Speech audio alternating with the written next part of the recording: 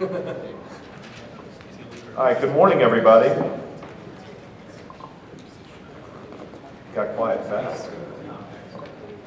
Okay, we're going to jump right in and get started. Some folks will be coming and going here. I wanted to introduce our panelists and myself. My name is Patrick Long. I'm Managing Director of River Oak. We work with owners to increase profit per unit by about $100 per year with a unique tenant liability program. I'm happy to moderate this panel and get out of their way with some questions here. So we'll keep it open and we'll have time at the end for some Q&A.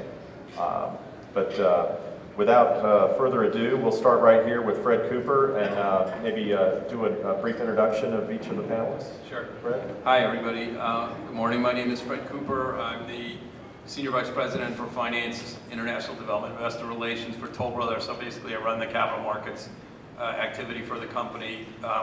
We are, as you know, a Fortune 500 New York Stock Exchange home building company, but we also have a big apartment development operation called Toll Brothers Apartment Living.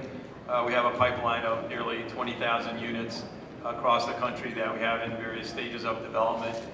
We've been very active in this region and look forward to talking in more detail about it.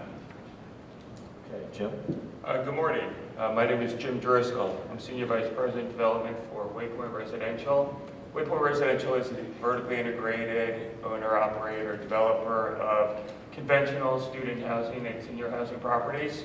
We started in 2011 in the Sunbelt markets, and since then we have expanded into the Southwest, the Mid-Atlantic, and the Midwest.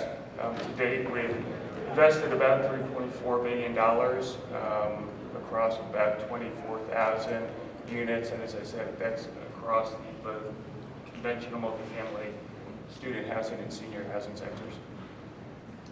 Good morning, everybody. My name is Zeke, Faham. I work for AECOM Capital. AECOM is a Fortune 150 global engineering firm.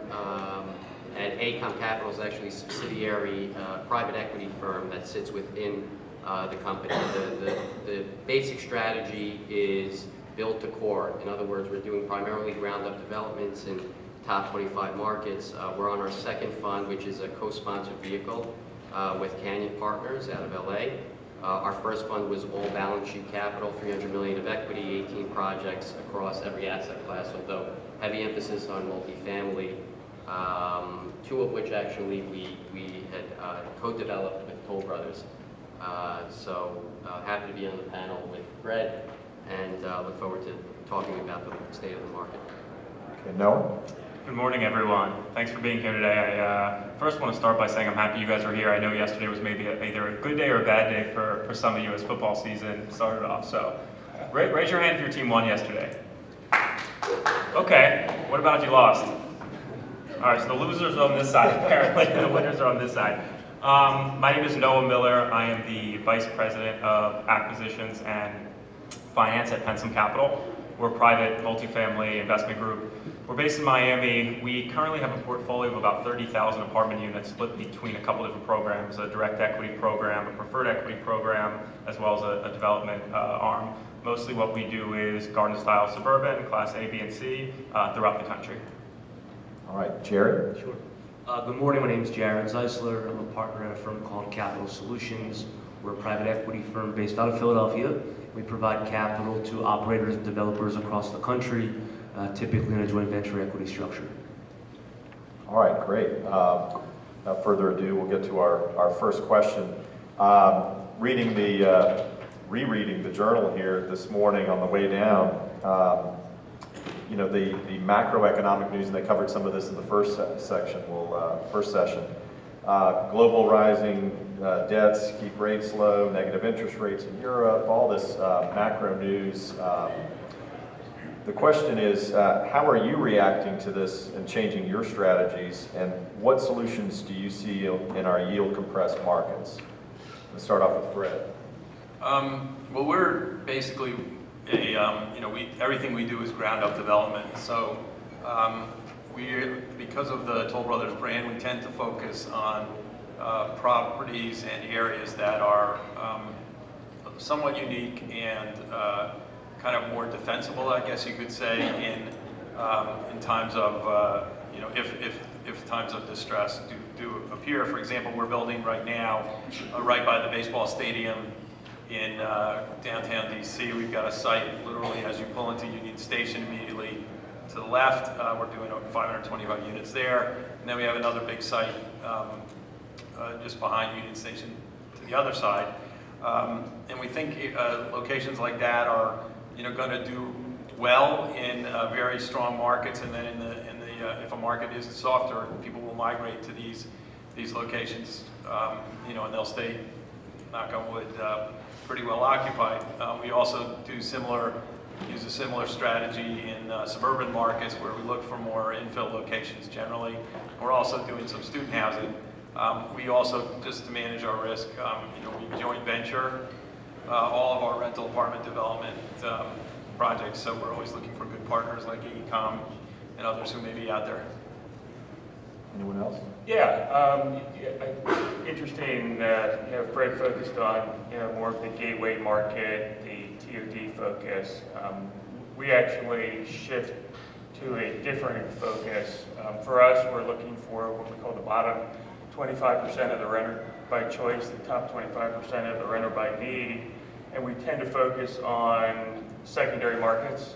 It could be a secondary market within a gateway city, or it could be a secondary market meaning a smaller city. For us, it's really about household formation and job growth, and we look for markets where we can achieve a rent that is commensurate with a 30% of median income. So we're really looking for, as I said, kind of that Honda market, where we have the steady job growth, the steady household formation, but not necessarily the hipster TOD markets. Okay. Just on I think you got to kind of look at it, break it down between sort of debt providers and equity providers. So obviously, I was actually rereading ULI's 2019 emerging trends before the dovish pivot from the Fed, and 90% of respondents essentially had said that they expected that the cost of capital would rise at a faster pace over the next 5 years than your rent growth. Obviously, that's no longer the case anymore. So I think as a owner, it's a boon. I think the fact that you basically can lock in, extraordinarily low, unprecedented, was the term on the last panel, rates is a major plus. As a lender, when you look at the mortgage REITs, I think a lot of the newer crop of REITs actually are match funded between their loan duration and the loans that they're taking out. And frankly, a lot of their loans are actually have LIBOR floors on them, so it actually works to their benefit when rates are dropping. In terms of AECOM, we're built a core strategy, so I think that ultimately institutional investors who are buyers of our product ultimately just have that much cheaper cost of capital. But of course, going back, I think the key is you want to focus on markets where you have that very strong demographic backdrop, where clearly the world is in a very sort of peculiar place right now, and so you really have to focus on real estate fundamentals. So picking up on that theme of change, another story beside that one in the Journal this morning, and we heard a little bit about this in the first panel, was on this migration of workers from larger cities to, their example was to Boise and some of the, and to a lesser degree, that's happening everywhere as work from homes or work from apartments or condos. And on that note of this migration or within markets, and we're about to undergo the census. I saw signs last night at the restaurant, do you want to work for the census? As they hire up for that. And, maybe we'll get a better read on things. But this urban, younger lock and leave culture we talked about a little bit, and the older suburban, less maintenance, more convenience. Can you speak to that, and how is that affecting your strategy, in the way you look at the markets, the demographics and the changes? Noah, you want to? Sure. I'll touch on the lock and leave strategy. I'm a millennial. I'm proud to say it. And I think that we sometimes get a bad rap in the media. You know, we spend all of our money on avocado toast, right? So it's interesting because I look at my friend group, and those are young to mid-30s. And everyone says that young to mid-30s, they're renting and they're not buying homes. And I think it's partly true. I think that people want the flexibility of apartments. They want the convenience of a walkability factor. And if I look at my young single friends, they have that. They live in apartments, they live in studio apartments, one-bedroom apartments, either on the main strip or very close to it. But as they're getting married and forming families, they're moving out of that quickly. You know, they're only living in, you guys hear me? I think my mic just dropped. The mic's dropped. Hello? I think they all dropped. I'll just speak really loudly then, for now. You know, so I don't think this demographic shift of apartments forever lasts for most people. I think that there's still going to be household formation. People are still going to move out of the downtown areas because they want the space. As soon as you have your first kid, I live in a one-bedroom apartment now and I'm engaged, and I'm already thinking, as soon as I have my first kid, there's no way I'm going to be in my apartment. My fiance's already kicked me out of our closet, you know, and it's just us two. We're back. Got it. So, you know, I think that we have to focus on meeting the needs of who's in the apartments today. It's fine now for us to build small apartments for single individuals, but if you want to keep those individuals, you have to offer bigger apartments. 2-bedroom, 3-bedroom, townhome apartments. That's going to be a shift. Also, I think we hear a lot about, you know, senior citizens, active adults, 55 plus, how they're moving back into the renter pool, and that's true. We're seeing that. But they're not moving into the same apartments that 20 and 30-year-olds are moving into, because people who are 55 and older, they still want the second and third bedroom if their kids come or their grandkids, and they need the storage space. So I think that, you know, we go very gung-ho about everyone's moving to apartments, and it's true, but make sure that when you're either investing in an apartment, know who's living there, what they want, and if you're building, know who's gonna live there and what they want. Because if you build the wrong product, or if you buy the wrong product for the wrong demographic, you're gonna have a lot of issues with keeping the tenants happy, with keeping the units occupied. Jared, as you look at opportunities, how do these shifts affect your strategies? So on the acquisition side, you know, you buy what you get, right? I mean, opening up units, making them feel larger, open floor plan on an older product has been what we've been doing a lot of. On new construction, the cost of construction is largely driving it. So ideally, you want to build the larger units, but they become cost prohibitive for the renter. And so what we've been doing is building the smaller units, having better design on them, and we're finding within the portfolio that the lower price point, if you have a smaller unit in a beautiful building with beautiful amenities, they'll be the first to lease. And it's the larger units that have the larger sticker prices on them that have been the last ones to go.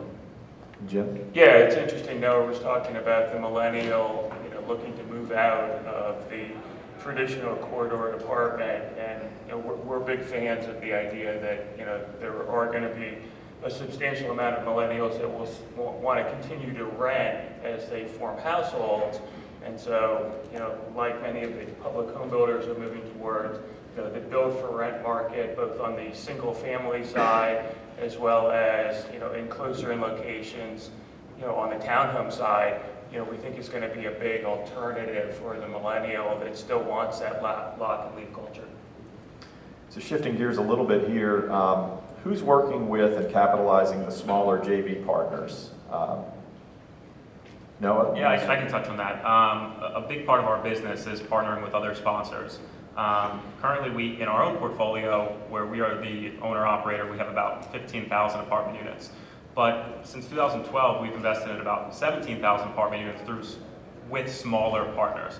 We've done that through our preferred equity program, where we're partnering with boots-on-the-ground organizations who usually own between, let's say, 1,000 to 3,000 units, who just don't have enough equity to tie up larger deals. Maybe they're used to buying 50-unit deals or 100-unit deals, but now they want to take the next step and buy 200-unit deals, 300-unit deals, et cetera.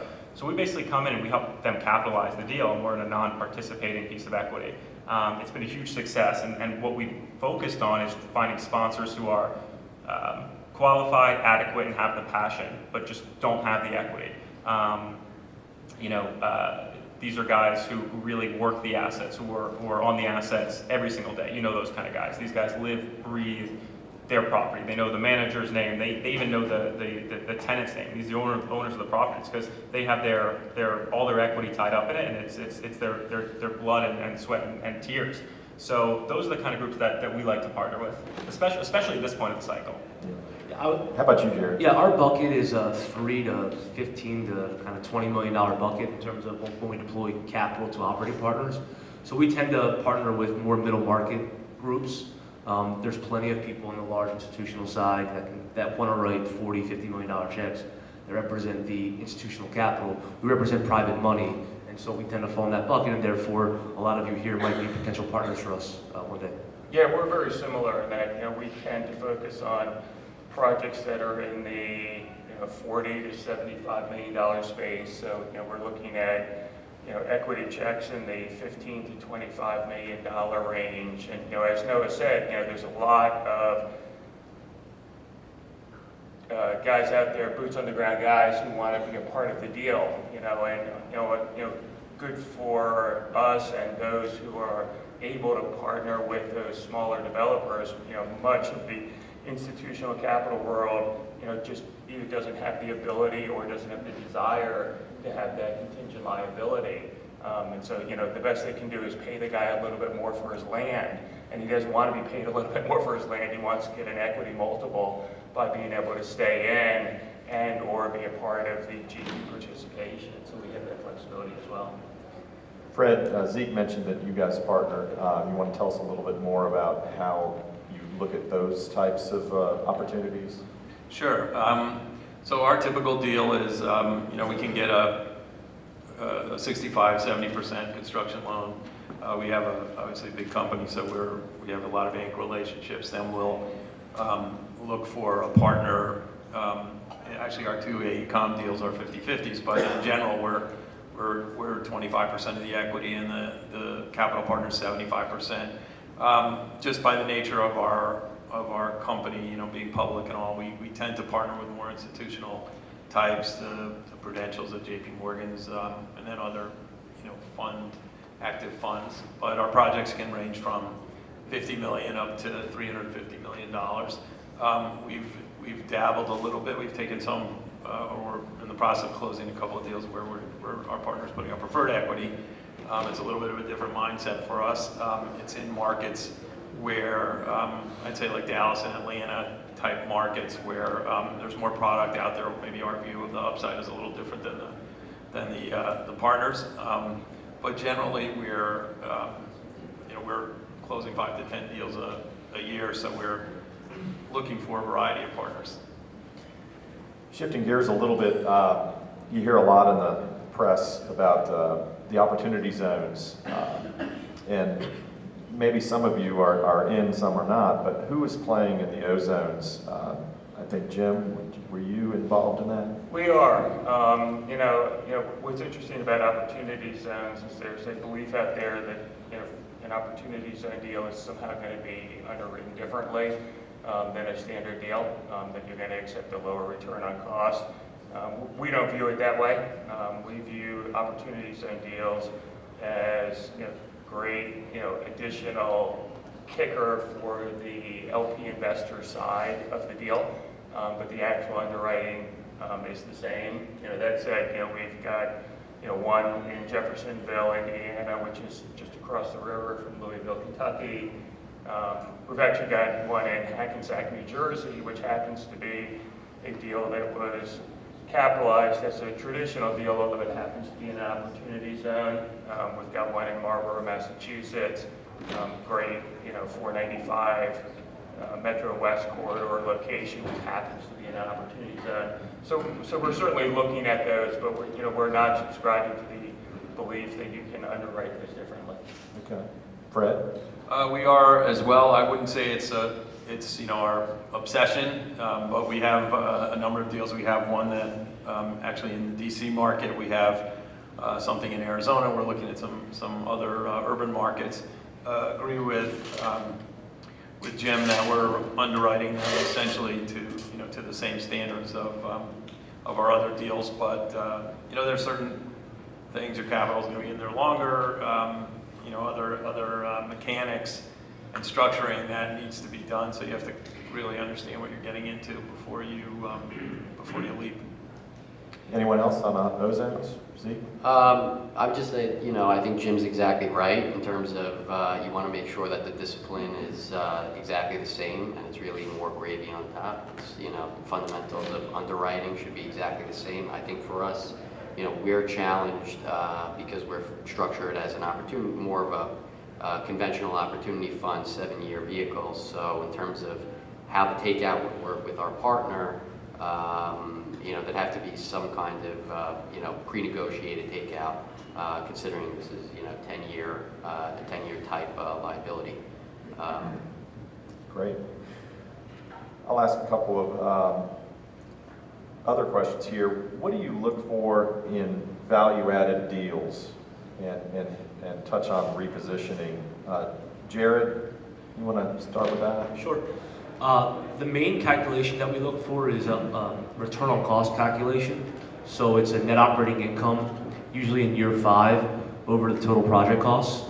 And that's a great equalizer for us. We see a lot of deal flow, and it's very hard to kind of get through it all quickly. So we start there. And then once we have that, then we start to look at demographic information, leverage and cost of leverage, and the rest of the kind of general real estate stuff. But the NOI over total project cost is our number one focus on the first kind of glance on a real estate deal.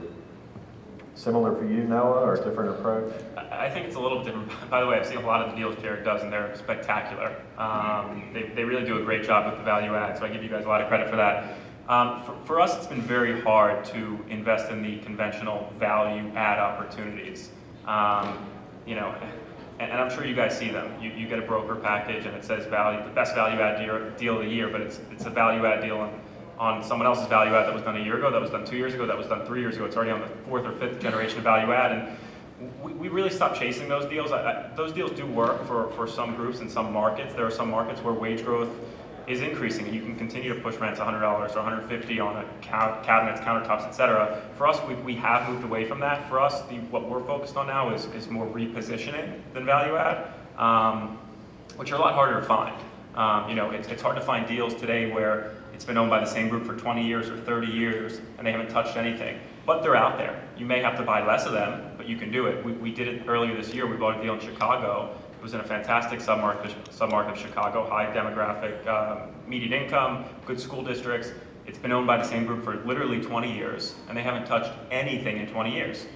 Not an interior, not an exterior. So we went in, we bought it, we spent about 25 when we're in the process, and we were replacing every roof, every window, every boiler, every chiller, everything on the property, but we're gonna completely reposition it from a solid C+ to what it is now, to a B+. So that's really what we're focused on in today's market.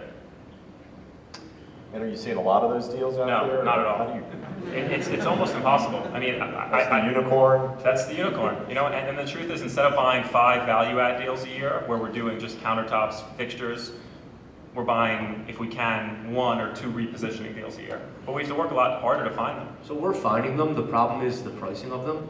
So a lot of the work that you're now doing or explaining in a very competitive bid process, it's being factored in already. It's almost like you have to do it or you're not going to make money. Right.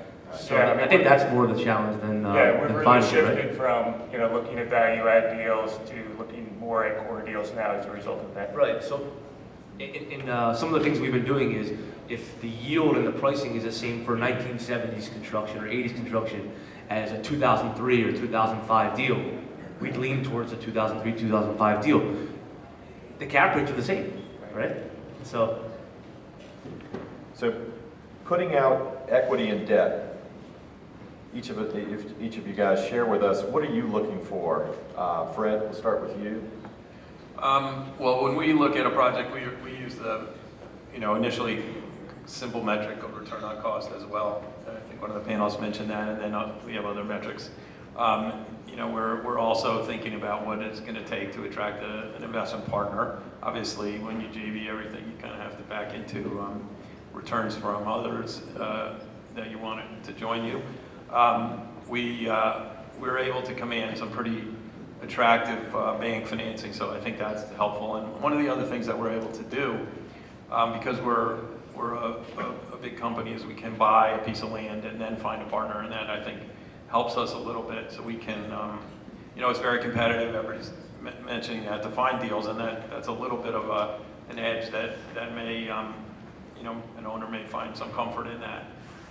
So I think that's kind of our general MO lately. It's not the most capital efficient to buy the land first and then go find a partner, but we can also start, demolition and construction.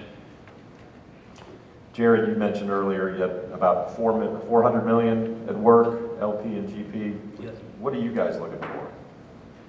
Yield, safe yield. We travel the whole country. We own in 40 out of 50 states, I believe, or have owned there. As it relates to partners, we're looking for people that know their markets. We ideally like to work with people that are not going to a new market. If they're an expert in Atlanta, that they stay in Atlanta, they don't go to Phoenix to go do a new deal. But really at this point, we've lowered our return expectations over the last couple of years, and even so, it's still pretty challenging. I think the underwriting on many people have gotten very aggressive because the market's so competitive. So where we typically have a 3% rent growth or a 3% expense growth or 2.5 or 2.5, you'll see people come out with 4, 4, 4, and 2, 2, 2, right? And we just think it's unrealistic. So realistic underwriting and a return on cost, as I mentioned, I keep on mentioning because it is very important to us, that makes some sense. The low interest rates have been a win for all of us, and it's been unexpected for us as investors. So our pro formas have been assuming 6% borrowing costs for, up until I guess last year. And so where return on cost for us, let's just take an 80s value add deal, we used to look for 7.5 return on cost. Now it's moved down to, and this is maybe not in the core urban markets, but on the kind of periphery, maybe 7 or maybe 6.75. And we think that's a good spot to be. And then all of a sudden you see out of the 20 deals that we look at, 19 are solving to a 6.5 or 6.25, and it keeps on moving down. So we're looking for the deals out of all of them that seem to have a little the same risk, but a little bit more of the outside return. Great. How about you, Jim? Anything on? Yeah, similar to what Fred was, with regards to loan to cost, we try to stay in the 60 to 65% range. Interesting that you were talking about the compression on the spread above a stabilized cap rate. It wasn't, too long ago, maybe 10 years ago, where the rule of thumb was 150 basis points, and now all of a sudden everybody's decided that it's 75 and that's okay. And I'm not sure that makes any sense other than that's, the competitive market that we're in. Our capital is a little bit different than many in that we don't utilize institutional capital. We've actually established about 1,700 high net worth investors, family offices, RIAs, and some affiliated broker-dealer networks. And through that have deployed about $1 billion of equity that way. So it gives us a little bit more flexibility in the deals that we can do, especially in our ability to bring in, as Noah was talking about before, bringing in those boots on the ground guys that want to be a part of the deal, because in many ways they look like our LP investors anyways. Great. So who on the panel is looking at new construction? And we brought this up before, how are the cost increases on construction affecting plans and strategies? We'll go back to Fred with that. You've got the, what we have, 2,000 units we were mentioning earlier?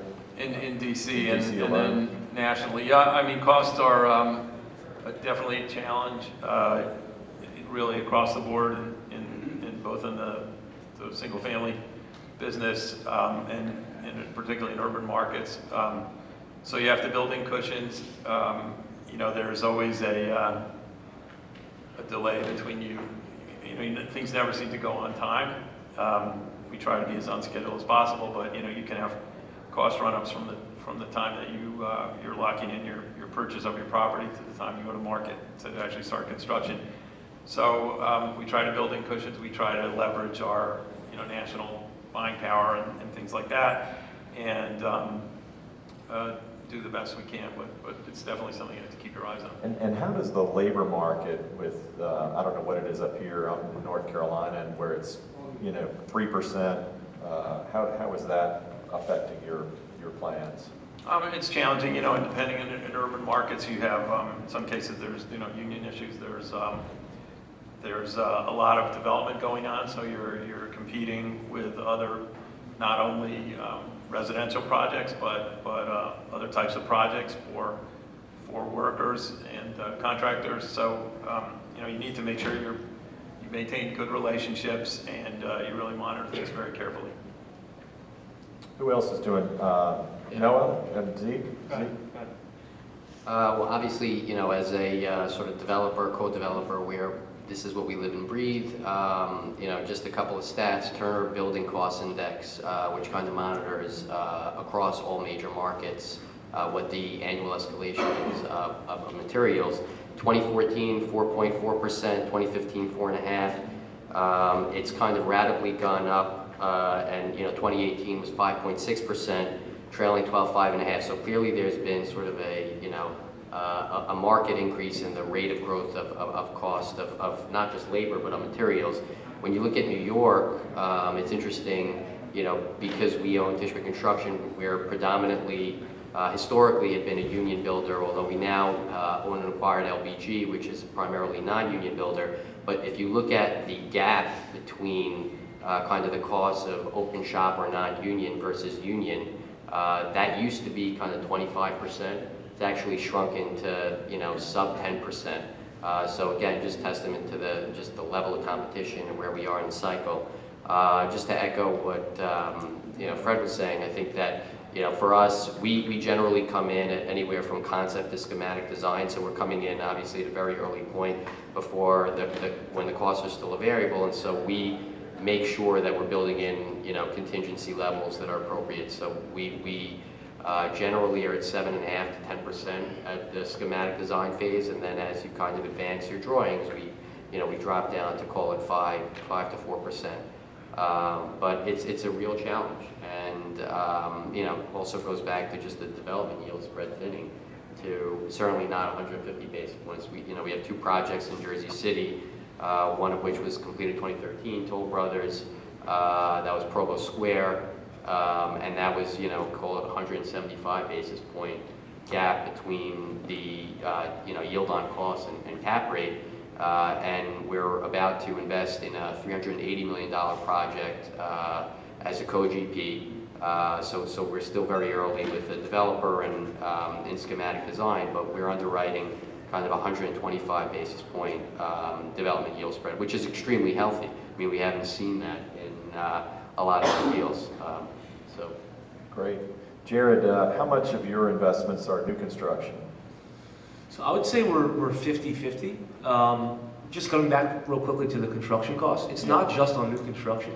So in our value add portfolio, we've seen significant increases on construction costs. If you look back at a pro forma where you bought a building 2 or 3 years ago, and then you look today, if you were using, let's just say, $5,000 a unit for a renovation, that now costs $6,500 to $7,000 for the same work. So luckily, we've had the rent increases, and I don't know what the visibility on that is, but we've been saved by that, right? Theoretically. And hopefully that continues. But I would say, in general, the construction costs are really both on new construction as well as on the renovation or the value add programs. Great. And in terms of new construction, by the way, what we've seen is, and maybe the Toll Brothers groups and others can maybe speak to this, but in the very urban cores, the yields are so tight. Maybe it's you're hoping for a 6 cap, and you're looking at a 4.5 cap exit. And because our underwriting has assumed, and admittedly wrong, higher interest rates, we assumed cap rates would go up as opposed to going down. So where our new construction has typically been has been more in the better demographic, suburban, urban areas. So maybe it's not the city, but maybe it's the good schools or where the path of growth might be in the suburban areas. Great. Anybody play in the student housing market? Anybody in that? We do. We actually built, I don't know if any of you are University of Maryland grads, but we took the Knox boxes and knocked them down and built a 1,500 bed student housing project, sort of the energy of the innocent for a first-time student housing deal to do a project of that size, but it worked very well. We partnered with Ares Capital, and we built it and ultimately stabilized it and sold it. The standards were spectacular. Frankly, I don't know that I would have allowed my kid to live in such luxury. Golf simulators. We had tanning booths, but they were not. Is the equestrian center up and running? No. But we have emotional therapy horses. We have, I assume this is off the record. We had tanning booths, but we didn't have, we only had spray tanning because we didn't want students passing out in the tanning booths and coming out looking like walnuts. And indoor weight rooms that the football team would have been proud of. So it was and everybody has their own generally people have their own bathroom, or maybe they share with one other person. But so the specs were really high. But we got, we built it and got great value for it on the sale. You looking for more? We're looking for more. We're doing one in Arizona. We've got one down in Miami. We're doing one at Penn State. So it's a business that we like. We had hoped to grow it a little more quickly. It's competitive, but it's something that we see ourselves doing in the long term. Yes, a large portion of what we do. We have about 2,000 student housing beds right now, focused, majority on the state flagship universities. And so those tend to be the Sun Belt schools, although we're certainly starting to also look at some of the other markets, where you've got, not only a student housing component, but maybe a innovation component that, ties into that, so they start to become a quasi student housing, graduate housing, faculty housing, and those that are taking part in incubator industries that are attached to. So a little bit of a hybrid as well. We were very active in it. We provided capital to develop 14 or 15 other buildings in the space, and we've largely exited the business. So the reason we still look at deal flow, and we still do maybe one or two a year, but the reason why we exited is because the compression of cap rates in the student space pretty much matched multifamily. But the risk related to it was you have 40 or 50,000 in the big universities, or maybe 20,000 students in the small universities, and when you're getting supply like we are in many markets, there's only a certain amount of people that can rent the purpose-built product. Whereas if you overbuild DC or you overbuild Philadelphia, eventually it will recover. So we exited and had successful exits in many of our properties, but we do still own a handful of assets that the market just never recovered, and so we're sitting there and you have an unstabilized rental market of the product. That makes sense. I speak because I live in a college town that hasn't, Chapel Hill, that hasn't built a new dorm since I left 30 years ago. And, there's incredible, like Fred spoke to, incredible properties going up all around us as I think they've added 10,000 students in 30 years and no dorms. So it's all student housing. Okay, I think we've got a couple more minutes here. We've got a few questions, but let me get our last question out and we'll take one for the audience here. Real simply, how do you approach a deal today? We've heard all about the compression and the competition and the costs, and Fred, how do you guys look for? What's your mindset when you look for a deal today? Well, there are certain markets where you hold your breath a little bit more. The Boston market, particularly, we're doing a few things in downtown Boston, and then California, coastal California, are particularly yield compressed, I guess you could say, relative to other places.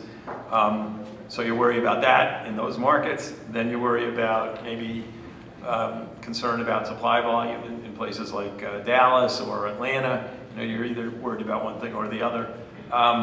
But just try to be cautious. Don't, just recognize that you can walk away from a deal. Don't feel you have to put out the capital, and try to think of a way that you can bring something of extra value into the market that will distinguish your project, which is challenging because there's a lot of good apartment developers, both local and national, in a lot of markets, but really do your comps Don't just look at what people are saying they're renting for, but look at actually what things are renting for, what are the incentives that are being given, and really sharpen your pencil in every area. Because not only are you going to live with it, but if you're trying to attract a partner, if you're trying to get your bank in there, all those things, they'll be doing the same thing. Then the appraiser comes in and does the same thing. So really just be careful and don't fall in love with any particular property. Noah, how about you? What do you guys think? I think Fred's spot on. I think at this point in the cycle, you have to be honest with everything. I can't tell you how many pro formas I see of other sponsors that we're looking to partner with that say rent growth is going to be 5 or 6%. It's unrealistic. When we're looking at our deals, we look at our portfolio. What are we actually achieving? If we're actually achieving 2% in that market, I'm not going to underwrite 4%, even if the numbers look better and the deal works at 4%. You can't lie, on your underwriting at this point of the cycle, because just the smallest shift in occupancy or rent growth will throw off your entire deal. I was on a panel a couple months ago, and one of the individuals said, the best thing about Excel is everything looks good in Excel. The bad thing about Excel is everything looks good in Excel.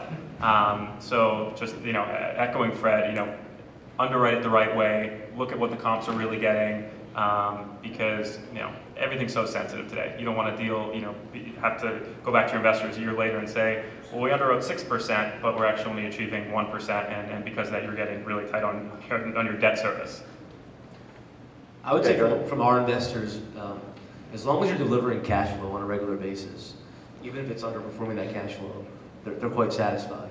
So the way that we look at the cycle where we are is that if we're buying today, things are pretty expensive on a relative basis. And so we're expecting to hold longer term. We think, maybe that 3 to 5 years probably, they might hit a recession or something might come up. And so prepare to hold maybe 7 or 10, setting up our capital structure with long-term debt where we can take advantage of low interest rates, and just plan to hold cash flow for a bunch of years should we hit any kind of hiccups in the market. Great. Yeah, we're very focused on sensitivity analysis. When you look at a deal, and if you can assume that you've got a 10% increase in construction costs and a 10% decrease in revenues, and while the deal may not be a streaming deal at that point, as long as you're returning capital, and achieving a slight return on, then you're at least safe. One of the things that Noah was talking about before, people, are always, and you lose deals all the time because people are, showing, rent growth that doesn't make any sense. The other thing that I tend to see more often than not is people putting in unrealistic OpEx numbers. It seems like everybody's become honest with construction costs, but they continue to say, no, this is a, sub, 4,000 a unit controllable expense deal. I don't ever see those, and so we continue to see those deals run away from us. One of the things that we try to do in our core strategy of not focusing on the gateway markets or the core markets is finding those ones that you've talked about before, the Pittsburghs, the Louisville, Kentuckys, the Boise, Idahos, the places that people are starting to move to, which are more cost-efficient markets. Great. We didn't have time to, that was fantastic. We didn't have time to get to the question, but we got some of that first question, what are the new markets there? Yeah, 1 second each, name a market that maybe we need to look to, not DC. Phoenix. Orlando. Houston. I mentioned Pittsburgh, Columbus, Ohio, Louisville, Kentucky. There's a lot of them out there. Fred? We've become quite active actually in Boise, Idaho, more on the for sale housing side, but it's been a very positive surprise. We found that there's a price point a little below our typical that we can sell homes for there, and I think the second tier markets as I've described have a lot of potential. Thank you all, panelists. Thank you very much.